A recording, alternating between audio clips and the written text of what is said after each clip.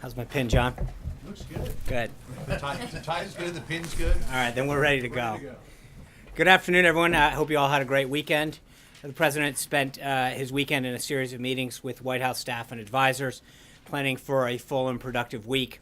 On Saturday, as many of you saw, the president had a working lunch with several members of his team, including Homeland Security Kelly, Treasury Secretary Mnuchin, Commerce Secretary Ross, Veterans Secretary Shulkin, and members of his White House staff, during which they discussed immigration reform and their efforts to repeal and replace Obamacare. Over the weekend, the vice president went down to Louisville, Kentucky. He was joined by Governor Matt Bevin for a listening session with over a dozen small business owners from Kentucky to discuss the burdens that Obamacare has inflicted on their businesses. The Kentucky business owners shared in detail how Obamacare is negatively affecting their businesses and reiterated their support for repealing our current healthcare system and replacing it with one that actually works. This morning, after receiving his intelligence briefing, the president led another listening session on healthcare with Secretary of Health and Human Services, Dr. Tom Price. The president and Secretary Price heard from 9 concerned Americans from across the country who have been failed by the broken promises of Obamacare, as well as 2 doctors who have seen their patients suffer from the law's misguided rules and requirements. This listening session was another important step in the process of crafting and implementing an effective patient-centered healthcare. Americans have been watching their healthcare costs skyrocket while their choices of providers, insurances, and insurers have dwindled for years. They've received those cancellations in the mail many as 3 times. They've seen urgent care and emergency rooms filled with people who can't afford their high deductibles and resorted to enduring the pain or sickness until they had no choice but to go to a hospital. They've had family members with chronic pre-existing conditions whose cost of health care is more than doubled. And they've been forced to let go of valued employees or frankly unable to hire more due to staggering workers' compensation increases. The president campaigned on a pledge to repeal and replace this unraveling system. The American Health Care Act is one part of fulfilling this pledge. It's far from the only one. He's using administrative action to provide essential regulatory relief to insurers, increasing coverage choices, and providing lower premium options to individuals and families.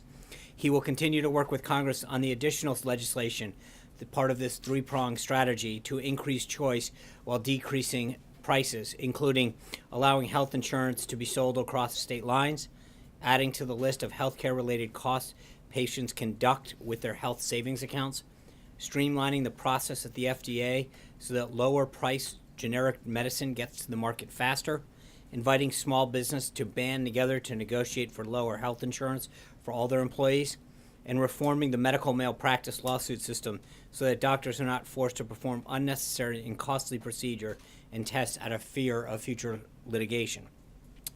Our healthcare system is large, complex, and critically important not only to the health of our citizens, but to the health of our economy. Through common sense, patient-focused reforms, the president will work with Congress to create a new system that doesn't impose a one-size-fits-all government knows best vision on the American people. We will empower the American people to make their own choices about health care that make them best work for themselves and their family, that will bring costs for everyone down. After the listening session, the president had lunch with Vice President Pence and Secretary of Transportation Chao. Later this afternoon, the president will welcome all of his confirmed cabinet members to the White House for their first cabinet meeting. This meeting is an important opportunity for the president to share his vision with the country with his cabinet members, providing direction for them to bring back to their agencies and departments to ensure that the entire administration is working towards the same goals. Unfortunately, this afternoon, you'll see some empty chairs around the table representing the president's 4 nominees who have yet to be confirmed by the Senate. Secretary of Agriculture designee, Governor Perdue, Secretary of Labor designee, Alex Acosta, Director of National Intelligence designee, former Senator Coates, and United States Trade Representative designee, Robert Lighthizer. Senate Democrats have drawn out this entire process for way too long, and these key agencies and departments will not be represented at the president's first cabinet meeting. The president is confident that these unquestionable abilities of the confirmed cabinet members that will be in attendance, he is just as confident in the demonstrated quality of the 4 individuals who will not be able to attend. Their absence will clearly be felt as this administration comes together for the first time to receive guidance from and provide counsel to the president on these unique areas of jurisdiction. Following the cabinet meeting, the president will sign an executive order to reorganize the federal government. This order requires a thorough examination of every executive department and agency to identify where money is being wasted and how services can be improved and whether or not the programs are truly serving the American people. This is the beginning of a long overdue reorganization of the federal government and another significant step towards the president's often stated goal of making it more efficient, effective, and accountable to the American people. This evening, the president will have dinner with Secretary of State Tillerson and National Security Advisor McMaster. Also, he hopes to see Seema Verma confirmed as the administrator of senators for Medicare and Medicaid services, another unquestionably qualified nominee who's been shamelessly prevented from taking her position at a critical post. Let me just kind of touch on the week ahead. Tomorrow, based on the current forecast, we are currently in contact with officials in the Chancellor's office in Germany regarding the visit. We'll have an update regarding that visit later today. On Wednesday, the president will visit Detroit for a trip focusing on job creation and automobile manufacturing. He will meet with auto executives and workers and manufacturing suppliers, highlighting the need to eliminate burdensome regulations that needlessly hinder meaningful job growth. Also on Wednesday, the president will visit Nashville, where he will lay a wreath at President Andrew Jackson's tomb at the Hermitage. And as I told you last week, on Thursday, the president will welcome the Taoiseach of Ireland for the traditional St. Patrick's Day visit.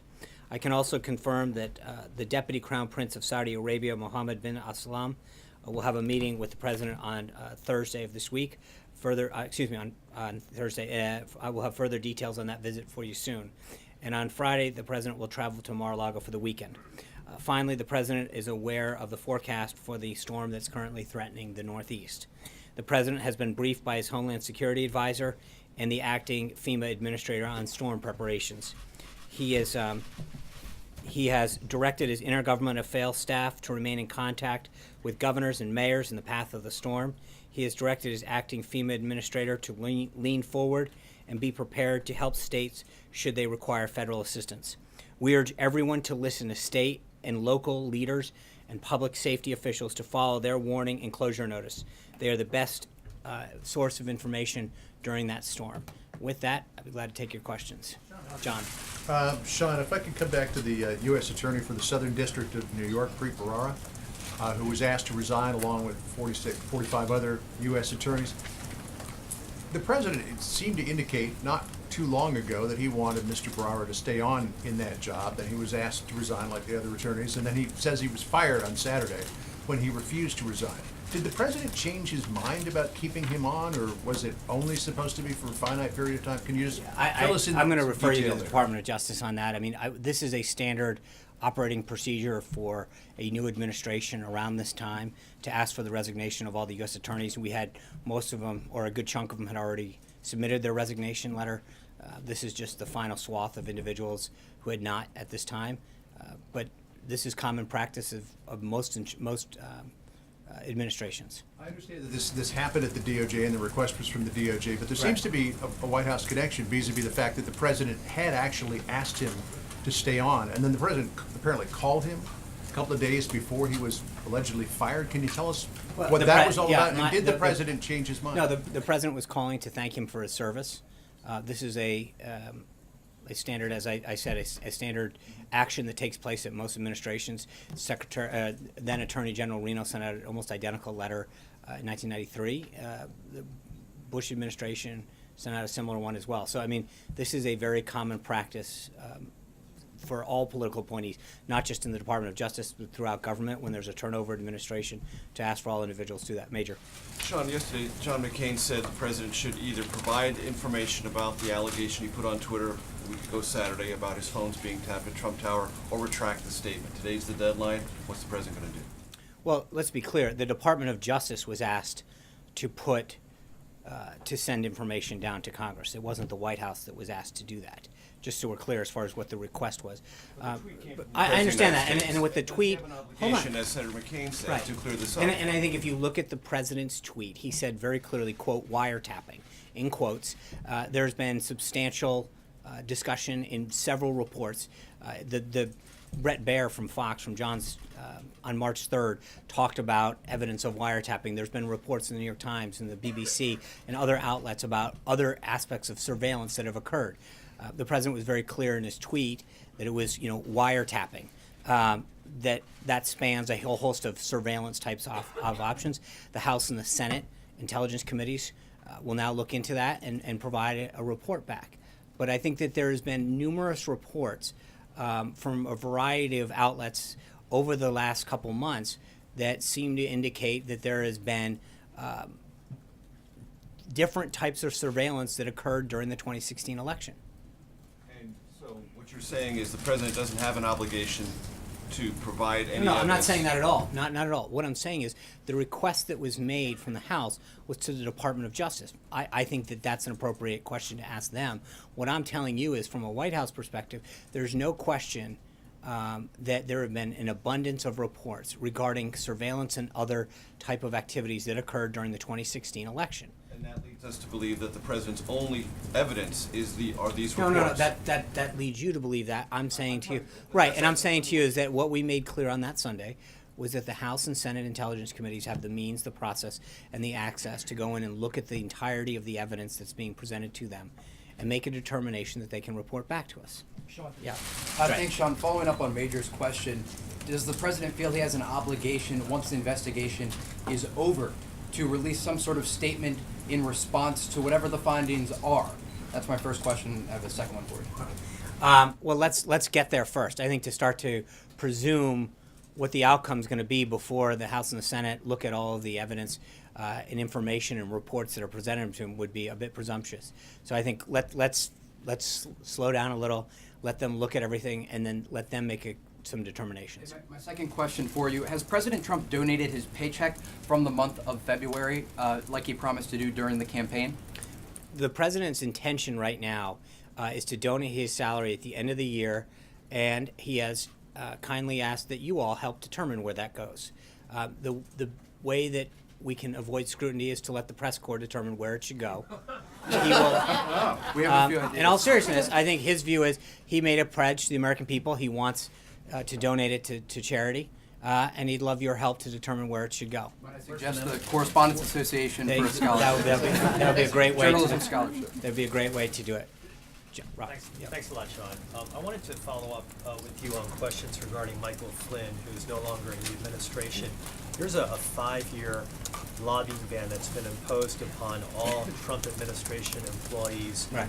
Does that also apply to Michael Flynn? Would he not be permitted to lobby now for 5 years because of the agreement that he signed when he became the National Security Advisor? That would be correct. I'd have to check and actually figure out when he signed or if he signed the form. But yes, all administration officials who come in are required to sign that ethics pledge, banning them from lobbying for 5 years, and then a lifetime ban on lobbying on behalf of any foreign government. And then related to that, what are the repercussions if an employee of this administration lobbies within 5 years? Where's the teeth? What's the penalty? What's the punishment that would be imposed on that particular Trump administration employee? I'd have to get back to you, John. I don't know whether that's a Department of Justice aspect or not, but I will get back. Yeah. Yeah, I was wondering, did the president ask Preet Bharara to stay on during their conversation during the transition or not? I was not privy to that conversation. Again, I'm not really sure how it's relevant. At the end of the day, the Department of Justice asked all remaining 46 that at this time that they asked for all of them to submit their letters of resignation based on the same kind of precedent that was set during both the Clinton and then the Bush administrations in terms of the timeline and the format. Jessica. I just wanted to ask about the reports about President Xi Jinping visiting Mar-a-Lago April 6th and 7th. Can you confirm that visit and talk about what you want to accomplish with that type of less formal visit? And secondly, with respect to that visit, you still don't have a confirmed ambassador. You don't have an assistant secretary of state for East Asia Affairs. How does that affect your planning and ability to really properly brief the president and make sure he has a strong position? So planning is ongoing for a visit between President Trump and President Xi at a date to be determined. We're not ready to confirm that, and we will have more details. It's the purpose of this meeting, of that kind of a meeting, to help diffuse tensions over North Korea and the recent deployment of the THAAD military battery to South Korea. Any meeting between the President of the United States and the People's Republic of China would necessarily cover a broad range of topics of mutual concern. Secretary Tillerson is traveling to the region now. So I think as we go forward, we will have additional details on both the timing and the location of that when you go forward. The implication that you're saying Tillerson is traveling, that he's setting up the visit, Sean? I'm sorry? Is the implication of you talking about Tillerson's visit that he's going to be laying the Well, I groundwork just think, for the he's in dates? the region. I'm sure that in his visit to Japan, South Korea, and then China, that preparations will come up as well as areas of mutual concern. Yeah. No, there's been a rash of. You just jumped Me in. or not? What's that? Is it me? Sure. okay, go, Let's go. go one All at a right, time. fine. There's been a rash of attacks on LGBT community centers throughout the nation. Over Yeah. the weekend, the community center here in D.C., Casa Ruby, was attacked and a transgender staffer was assaulted. And this follows similar attacks that have taken place in recent days in Orlando, Florida, New Jersey, and Oklahoma. This is not unlike the anti-Semitism that the president has already denounced. Will the president also denounce these attacks? Sure. I mean, I think one of the points that we've made in previous statements on this is that this is not the way that we as Americans solve our differences. We don't attack each other. We don't engage in this kind of behavior. I think we have a First Amendment that allows us to express ourselves, and that's the appropriate way. But doing it where you're threatening violence or destruction or vandalism is inappropriate in all of its forms. Connected though to the withdrawal of the transgender guidance, do you think? It's what? Is it all connected? I don't believe there is any connection between. I think that would be a stretch to say the least. Yes, ma'am. Thanks for taking my question. I wanted to ask about North Korea. You mentioned North Korea. Can you tell us a little bit about the review of North Korea right now, and what direction you think the administration is going in terms of the relationship, trying to manage the threat from North Korea? Well, as I mentioned, Secretary Tillerson's headed to the region. He'll meet with his counterparts in South Korea, Japan, and then ultimately in Beijing. That's obviously going to be a major subject. And as I mentioned, when we ultimately meet with President Xi and others, that'll be a discussion of something that he's talked about prior to the resignation of the last South Korean president. It was something that had been part of an ongoing discussion. So there's an internal review that we continue to have. But then there's obviously a geopolitical conversation that we're having with partners in the region as we look to contain North Korea's military threat. Yeah. Thank you, Sean. Can you confirm that any cooperation with Russia with regard to Syria is off the table? And if not, is it fair to say that the forthcoming anti-ISIS plan does include some sort of cooperation with Russia? Well, I'm not going to get into what the plan. I mean, the plan's not done yet. As I mentioned a couple days ago, Secretary Mattis was briefing the principals, and that plan is continuing to evolve. So I'm not going to start to rule out one country, but I think the president has been very clear in the past that if a country shares our commitment to defeating ISIS and we can work to them in an area of shared mutual concern, then we will do so. Second question. The Kremlin spokesperson said that Russian President Putin and President Trump will meet at the G20. Can you confirm that? And would the White House rule out a possibility of a meeting before that? I will follow up on that. I don't have a date. I know that the team is working very actively with respect to bilateral meetings at the G20. I don't have anything for you on that, Roberta. Director Mulvaney said yesterday that he felt the Obama administration had been manipulating the unemployment rate. I'm wondering if that's a view that the president shares, and what Well, evidence is there of that? Yeah, I think he was clearly referring to Obamacare with the number of people, but I would refer you back to him and his comments with respect to how he characterized that. I think he can discuss the precise nature of what he meant on that. Does the president feel that the Obama administration had been manipulating the I unemployment think rate? you know what the president's view is. He's made it very clear in the past what his comments were on how those numbers were articulated in the past. And I think there's a question between the total number of people that are employed. And the president's comments in the past have reflected that his big concern was getting to the bottom of how many people are working in this country, and that the denominator, meaning that the percentage rate of the total number of people is not the most accurate reflection of how many people are employed in this country, how many jobs we're creating, how many people are getting back to work, how many companies are committing to hiring more people is a much more accurate assessment of where we're headed as a country, where our employment is, where our economy is headed. But to look at a number and say we have 4.7 or 4.8 or 5.9% unemployment is not necessarily an accurate reflection of how many people are actually working, seeking work, or want to work.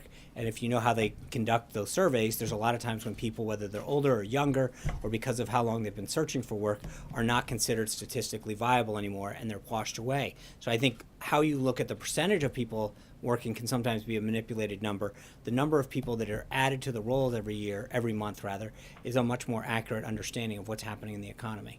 Cecilia.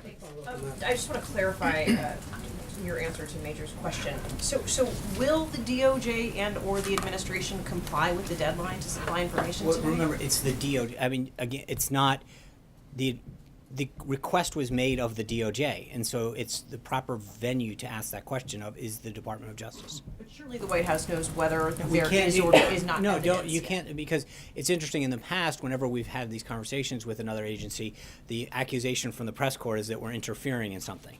So you can't have it both ways. You can't say that we're interfering with someone when we talk to them. When we don't talk to them, it's surely you must know. So in this major, hold on, hey, major, Cecilia's asking a question. This is So to follow please, up on his I point. understand This it. is I from saw the the president, TikTok. so- I understand it. That doesn't mean you get to jump in. Cecilia. To follow up on Major's point, though, this is a tweet from the president. Doesn't the president have an obligation And he to does, and I prove think that the we've made to it make very the evidence clear? right, When and we've made it very clear that we expect the House and the Senate Intelligence Committees to do their job. I think there's a preponderance of reports that continues to come out about surveillance and actions that occurred during the 2016 election. Once they come up with their report, and it was asked earlier today, I think we can talk about the conclusions of that report. But at this time, you can't say that we're going to shift it off to the House and the Senate and then comment every day. That was the entire goal of asking them to look into this further. But will the DOJ comply with I- this that- deadline today? I- thought I- it was I okay. assume- I understand. My understanding is that they will, but again, I would ask them what their intention is, and I believe there are certain things that they can and can't do in terms of classification and stuff. But I would leave it up to the Department of Justice to answer for the Department of Justice. Caitlin. How is the press making Obamacare look good? Well, I think when you see some of these comparisons that occur and they talk about who's going to win and who's going to lose, it misses a lot of the competition that's going to take place. It doesn't talk about the increased choice. I mean, right now, as the president has noted, as Secretary Price has noted, in a third of all counties in 5 states, you have one choice. Those analysis that are very trying to look at how much you'll pay and how much you won't, don't take into consideration the competition that's going to occur, the choice that's going to occur. I mean, right now you have one choice in a lot of places. You have no decision about how much you're going to pay and what you're going to get. Choice allows you to determine what scale of health care you need, what kind of package is good for you, your family, or for your business. And when you look at a lot of these analysis, when you open up various major papers, they make it seem so simple. It's what are you going to get, how much are you going to get paid for in this plan, how much are you going to get paid for under the current plan. It misses an entirety of the whole process, which is that you don't have competition, number one. Number two, and the bigger point that I think the president and a lot of others are getting to, is that the system is failing on its own. It makes it seem like it's all rainbows and puppies. At the end of the day, if you have a card and you're getting a subsidy but you're not getting care, you have nothing. And so walking into a doctor's office where you can hand them a card and say, hey, I've got a $5,000 tax subsidy, if that doctor doesn't take the care or the deductible's so high, then you really don't have anything. And so to do an apples and apples comparison is hardly an accurate analysis of what the current situation is. Zeke. Just going back to the counter ISIS plan you mentioned earlier, the plan isn't done yet. The president, during the campaign, said multiple times that within 30 days he wanted that plan presented to him. Obviously, it's undergoing comments at the National Security Council principals level. But is the president upset that he hasn't received it yet? And does that point to a difference between campaigning and governing, that things take longer than No, I think that there's a difference. The plan has been received, right? The issue, as you correctly point out in your question, is that now there becomes an aspect of the principals all discussing different priorities, different staffing levels, different funding levels. But the plan is here, as we noted a few weeks ago. It's being reviewed, and there's providing input from different members of the principals and different members of this national security apparatus to make sure that the plan continues to evolve and is able to attack ISIS in a way that When is it actually going to take effect? Well, I mean, some pieces of it are, in the sense of he has talked to commanders on the ground. We've noted before some of the military action that's taken, some of the authority that's been given to some of the commanders on the ground. That is actually taking the fight to ISIS on a daily basis. I think the more holistic approach that he asked for will continue to evolve through the national security process. But make no mistake, we're on it right now. Sharon. Thanks, Sean.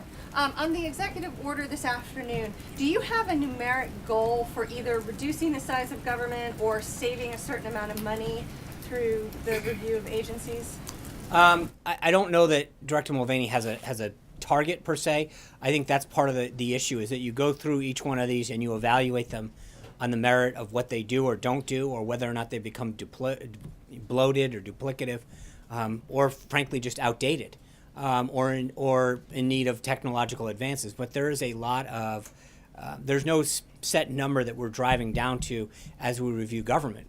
Sometimes you just walk into an agency and you realize that agency's mission is no longer relevant, or that it's duplicative in 3 other agencies, or that there are too many people performing a function that no longer exists for a variety of reasons. But that's why the mission is critical, that Director Mulvaney was given the mandate to go out and get all of these different agencies and departments to review themselves and to provide feedback for him as to where we could go.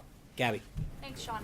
You had said previously that the Republican healthcare plan wouldn't be a one-size-fits-all approach, but the current plan preserves Obamacare's health benefits requirements, which literally defines insurance at the federal level. So how do you reconcile those two things? I mean, what's missing right now is choice. That's the number one issue. We tried to solve a problem, when I say we, the government, with respect to Obamacare back in 2008, 2009. And the issue is that in order to solve a problem for several million people being without health care insurance, we upended the system for everybody. So if you had employer-based health care, if you had TRICARE, Medicare, Medicaid, and it was exactly the opposite approach. We went in to solve a problem that a small fraction of Americans had, and we upended the entire system, forcing premiums to go up and choice to go down for everybody. And I think that when you can institute choice and competition back in the system, that's something that's going to benefit everybody. And that's exactly the opposite of what's happening. Would phase 2 or 3 of this eliminate those requirements? I think phase 2, the administrative phase, will look at a lot of those requirements, and then phase 3, and again, they're not necessarily, they can run concurrently, and I think the House is looking at starting a lot of that legislation. And so, and Dr. Price is already starting to look through a lot of that administrative aspect of it as well at HHS, and figure out how do we start to achieve some of this, unravel some of these pieces that are there, but instilling choice and competition, allowing people to buy their insurance over state lines, allowing small businesses to pool, allowing the expansion of health savings accounts, are all of those kind of factors that are going to drive down cost, but also having the insurance companies be able to offer additional choices and options for people is in itself going to be a huge bonus. Charlie. A lot of conservatives are complaining that, or suggesting that the president doesn't fully back the Paul Ryan healthcare plan. Has the president spoken with Paul Ryan about the plan, and have they had any conversations about its future in Congress? They have spoken, yes. I don't know when the last time they have, but the president's fully committed to this plan. I think you saw Secretary Price and Director Mulvaney out discussing that this weekend. They're committed to the plan. And look, I mean, Director Mulvaney made it very clear this weekend as well that if through the process we can find some ideas that make this a stronger, more patient-centric piece of legislation that will ultimately benefit Americans, then we're going to do it. That is not, we're not saying this is the only way forward. As it works its way through the House and then ultimately through the Senate, if there are ways that we can enhance the bill through the legislative process, we're willing to do that. Peter. Would you like to know? Okay, thank you. The president spoke to the Chancellor of Germany. They agreed, due to the current weather, that the meeting should be postponed. The meeting has been rescheduled to March 17th, this Friday. Same schedule of events on March 17th. I'll ask my question if I can very quickly then. Thank you for your assistance with the... That's news. You spoke on behalf of the president, quoting him on the jobs report on Friday. Yeah. You said they may have been phony in the past, but it's very real now. I guess the question is... They are very real now. They are very real now. The question Just want to simply... make sure you get it right. When should Americans trust the president? Should they trust the president? Is it phony or real when he says that President Obama was wiretapping? Well, again, let's get back. I think there's two things that are important about what he said. I think recognizing that it's the Obama... He doesn't really think that President Obama went up and tapped his phone personally. I think, but I think there's no question that the Obama administration, that there were actions about surveillance and other activities that occurred in the 2016 election. That is a widely reported activity that occurred back then. The president used the word wiretap in quotes to mean broadly surveillance and other activities during that. And that is, again, something, it is interesting how many news outlets reported that this activity was taking place during the 2016 election cycle, and now are wondering where the proof is. It is many of the same outlets in this room that talked about the activities that were going on back then. So on the same topic, on the CBO report, did the president think it was real then and is phony now? What CBO report? On the expectation the CBO report is coming out, about which you said, if you're looking at the CBO for accuracy, you're looking in the wrong place. 3 years ago, you said of the CBO report that it confirms Obamacare is bad for the economy. So the question Well, is... it was bad for the economy. Okay, so the bottom line is, the question is, was it real but then and is now but- phony? As you said, it's not the Right, place so to let's find look at accuracy. Okay, so let's look at the CBO's projection. It said their projection on Obamacare was that in 2016 would have 24 million people on it. The actual figure is 10.4 million people, less than half the number of people that it predicted would be insured were on it, and it's declining. So the only point, Peter, is to make sure that people understand, if you're looking to get a bullseye accurate prediction as to where it's going, the CBO was off by more than half last time. So it's not, this is not about what my understanding or my belief of the CBO is. The last time they did this, they were wildly off, and the number keeps declining. And so the question that needs to get asked right now, or frankly the awareness that needs to be brought up right now, is that if you're going to look at a number tonight, I think you have to look through the scope of whether or not that number is. Now, it was bad for the economy. That was right. You can glean that in terms of the direction, what the impact that it had. But as far as their numbers go, on the number of people that they predicted back then would be covered now, they were off by more than half. I guess the question is, when can we trust the president? When he says something's phony, or hold when on. he says it's You real? asked a question about CBO, and now you're conflating it with the question of the president. No, I the asked question the is about wiretapping first. Okay. And then we went on to CBO. So the question in simple terms is, when he says something is, when he says something, can we trust that it's real? Yes. Or should we assume that it's phony? Well, no. Suggest that it's real. How can Absolutely. we believe that it's real when you just told us that it was phony then, but now I it's did real? not tell you that, Peter, and you're trying. On Friday that the president said, you didn't, the president said the numbers were phony then, but they're very real now. So how can we trust Well, I also anything I think he says that there's a that big. he won't later say, but- actually, it was the hold opposite? Hold on. I think the difference is the president was talking then and now about job creation, the number of jobs. The issue that he brought up in the quote that you're talking about was the percentage of people who are unemployed. And there is no question that no matter how you look at this, whether you talk about 4.7 or 4.8 or whatever the number is, that number fluctuates by how people calculate who's in the workforce. Okay, Peter, let me answer the question. You're not. Let me answer it. The bottom line is the percentage of people who are unemployed varies widely by who you're asking and the way you do the analysis of who's actually in the workforce. The number of people who are working and receiving a paycheck is a number that we can look at. Secondly, when you're asking about the validity of the CBO report, again, I refer you to the CBO itself. The number that they issued that would be insured in 2016 was 26 million people. The actual number is 24 million. The actual number is 10.4. That's not a question of our credibility. It's a question of theirs. Do you have anything more? The bottom line is, the question that you still have not answered is, can you say affirmatively that whenever the president says something, we can trust it to be real? If he's not joking, of course. I mean, but in that case, hold on. But no, you're asking. Hold on. Start over again with joking. Okay, no. But your point is, if he's, he every time that he speaks authoritatively, he's speaking as president of the United States. Like it's more than 3 million Americans voted illegally. Yes, and he still believes that. Was he joking or does he believe it? He does believe it. Thank you, Julie. I have a healthcare question, but first, can we just get an answer one way or the other about whether the president directed the Department of Justice to respond to this? No, he did not. So, does he plan to? Answer the question. Okay, so on healthcare, Secretary Price said on Sunday that nobody will be worse off financially and more people will be covered than are currently with the plan that you guys are pushing. Paul Ryan acknowledged that people are going to lose coverage. So what is the goal here? You just said you're open to modifications to the plan if you find that there's a better way to do it. Is the goal that people not lose coverage, or is the goal that... Well, again, but there's a false argument there, which is that they have coverage. People have cards. They've been told they have things, but they can't. They keep walking in. The president met with 9 individuals this morning that you're told they're going to get coverage for something. They are told that they're going to have all of these subsidies. They walk in and they don't get covered. They don't have the care that they need. There's a difference between walking around with someone and saying, hey, I've got a card, than I have care. And that's a big, big difference. Right now, when you have a third of the counties in this country that have one choice and going down, and number of insurers leaving markets, then the system is collapsing. So the question that has to be to everybody who's not with us on this is, what is your alternative? Because right now, the current system of Obamacare is failing every American who has Obamacare. And frankly, for those who don't have Obamacare, for those who have employer-based insurance, for those who have, TRICARE, Medicare, it's driving up the costs. And in the cases, especially for those who have Medicaid, Medicare, or TRICARE, they're going into doctors' offices more and more who are telling them, we don't accept that. Quality and about cost. I'm asking about coverage. But that's the point, is that you're missing the point. If you keep talking about coverage, care is what matters. If you can't walk in and get seen, if you can't get a doctor to see you, then you don't have coverage.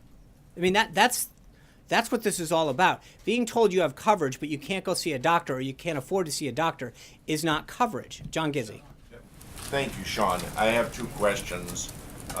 First, Democratic leader Pelosi said on Friday that every single Democrat would vote against the American Health Care Plan, the plan backed by Republican members of Congress and the administration. The Freedom Caucus in the House has come out for Senator Paul's plan. When one simply does the arithmetic of Democratic members and Freedom Caucus members, that's a majority against the plan. How does the administration plan to overcome the arithmetic? Well, we're going to continue to work with members of the House and then eventually the Senate.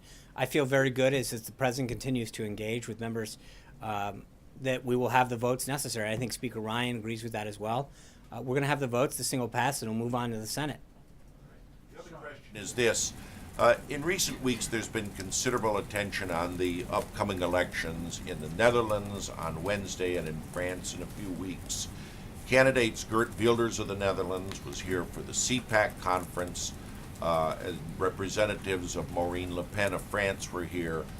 Many analogies were made between these candidates and President Trump, and they offered words of praise for him, or did so through their representatives. Is he aware of these candidates in Europe who invoke his name and image? And if so, what does he think of these would-be Trumps and Trumpettes? I don't know the answer to that. I think most of these will allow sovereign nations to have their own elections without interference from us. Alexis. Sean, can I follow up on Sure. Peter and Julie's questions? Two issues again. Whether the president and Director Mulvaney put a lot of faith in the Congressional Budget Office, members of the Senate will when they get, if they get, legislation from the House. So my question is, what does the president and the administration intend to do to establish to senators' satisfaction that the numbers coming out of the Congressional Budget Office, which the president will question, are not substantial and can be countered by other information? In other words, is OMB doing its own score? Is the president relying on a think tank to counter the messaging? Because senators are already indicating that they will put weight in the CBO score. And again, I think this is part of an ongoing discussion with members as far as philosophical, what do they believe in a lot of these aspects. Is this plan in keeping with what they have supported in the past? Obviously, they're going to look at the score. I get it. That's part of it. And there are pieces of it that they may, historically have more weight in than others. But I think this is going to be, as I mentioned to John, I mean, it's an ongoing conversation with members of the House and ultimately the Senate with respect to whatever comes out. But in the same way that members relied on the score last time, they were way off. And I think that we have to remind them that, if this is what you're basing your vote on, you have to look at, the historical context in which that information was provided. I think that's an important, aspect to how they do it. But I think there's going to be a ton of factors that people rely on as they do this. Can I follow? Yeah, I have of one course. follow-up. I may be confused about the wiretapping, your answers in terms of the president's response. The president was the one who tweeted this, right, and said that he had learned something. So can you just establish for me, because I'm confused, the president did discuss what it is that he had in mind when he tweeted with the Department of Justice before the department responded? I'm not gonna get into what the president knew or didn't know prior to it. I think we've already commented on this multiple times. How would the Department of Justice have any idea? I don't what know. was- This was a request made of the House Intelligence Committee, not to us. So I don't want to get into starting to parse what we knew or what we didn't. That request did not come to us. It went to the Department of Justice. Yeah. Thanks, Sean. Congressman Steve King is catching some flack for a tweet he put up saying that we can't restore civilization with somebody else's babies. Does the White House have any reactions to that? I will definitely touch base with the president on that and get back to you on that. Hallie. Sean, two for you. I just want to go back to something. You just said a minute ago that, what the president meant when he tweeted about the wiretapping was, and you sort of explained it. But you've also stood at that podium and said the tweet speaks for itself. When do you decide when a president's tweets, when his words are open to interpretation, and when those words stand on their own? I'm sorry, can you further explain what you're at? I mean, his tweets do speak for themselves. Okay, but you just sort of interpreted it for Peter, saying, well, he didn't mean that President Obama No, had that- him. He did, when he that's said not what I wiretapping, said. he No, meant- no, actually- You said you said when he meant wiretapping, Right. he said it, he meant surveillance. No, and no, all because That's he not what literally said. had it in quotes. So you're interpreting the tweet for us, it sounds like. No, in some cases I'll ask him what did the quotes mean, and he'll say, You asked about this tweet? I did. What did he say? He said they were in quotes. It was referring to surveillance overall. It's something that had been referred to in other reports. So he cited other reports in his conversation with you? He did, yes. So is that what he was basing that tweet on? Was other I'm news not, reports? as I just mentioned, it was a good try, but I've already been clear on that. Yeah, yeah. Just Actually, a Actually, I just have a second topic for you, Sean. I want to go back to this healthcare idea. Just yes or no, are CBO numbers legitimate or not? That's not my determination to make. I'm telling, as I mentioned, it Those depends. numbers are legitimate. Hallie, it depends. There are a lot of things that hold on, Hallie, you guys have like an NBC thing. Let me answer the question. I think when you look at whatever that number is, whether it's budget projections or whatever, I think there's a track record that goes along a lot of times with whether or not the projections in certain areas, whether it's unemployment, budgetary numbers, whatever, are what the track record is. All I'm suggesting to you is very clearly that the numbers that they did the last time they did healthcare were off by more than 50% when it came to the number of people insured. That's not my interpretation. That's a fact. And I think it's important for people to understand the differences. Amen. Ferrara, I guess there are two possibilities here. One is that the president made a commitment to keep him on back in November, and the other one is that he didn't. Preet Bharara came down to the lobby of Trump Tower and said that the president had made that commitment. Did the president, in fact, make that commitment to Preet Bharara? I don't think it really matters. At the end of the day, the Attorney General followed the practice that existed for the last several administrations and asked every Attorney General from the last administration to submit their resignation. So, I mean, it is... investigations, and it also matters in the sense that the president made a commitment. If he made a commitment, why did he change his mind? Why did he go back on that? Well, again, as I mentioned earlier, he called him to thank him for his service last week. He followed in the past practice of last several administrations and asked everybody to step down, and I think that's the appropriate thing. Yeah. Sean, but what Sorry. changed Thank between you. November and now? Jeff, I had called on someone. Thank you. Sean, thank you. Ronica Cleary from Fox 5. Thank you. I have two questions. Mm-hmm. The first, I think especially in light of what has happened in the room here today, the president tweeted this morning that much of the media is being rude and that we should be nice. So That's my nice. question is it our job to be nice, and do you think we're nice? Well, thank you, Veronica. I will just leave it at this. I think that I've been asked for my personal opinion several times. That's not my job. I don't get up here to speak for myself. I speak for the president. I think that he has been very clear that he doesn't believe some of the behavior and the reporting has been appropriate. And as to Hallie's point, I will let the tweet speak for itself. Veronica, number two. Second question. But this is about you. The interaction you had at the Apple store this weekend. What would be, I guess, your message to individuals who want to maybe, I see that woman was, you could argue, very aggressive. If somebody doesn't want to be aggressive and has a question for you, what would be your kind of message to a regular citizen that has an issue? Ask it. I interact with individuals all day long. 99% of them are pleasant, even with people who may not agree with our philosophy or programs or whatever. But it's a free country, and the beauty of it is that people can act how they want, no matter how that's interpreted. And as long as they stay on the right side of the First Amendment, we're good. Francesca. Sean, you said that when the president said wiretapping in that tweet, he meant a whole host of surveillance types. So that we can be crystal clear, what surveillance types was he referring to then? What would you consider part of that range? Well, I mean, I think there's a whole host of tactics that can be used to monitor somebody, either through wiretap or other ways in which you can surveil somebody. We took that to mean monitoring his calls specifically. then So what else would you include in I that think range? there's a whole host of things that fall into that category. So I'm not sure how you took it, but I think there is a wide range of ways in which somebody can be monitored or followed up on. And I think that if you contacted, one of the law enforcement agencies, they will provide you with a whole host of ways. Thank you all. Be safe tomorrow with the snow. Thank you very much. Take care. Stay safe. Are you briefing tomorrow?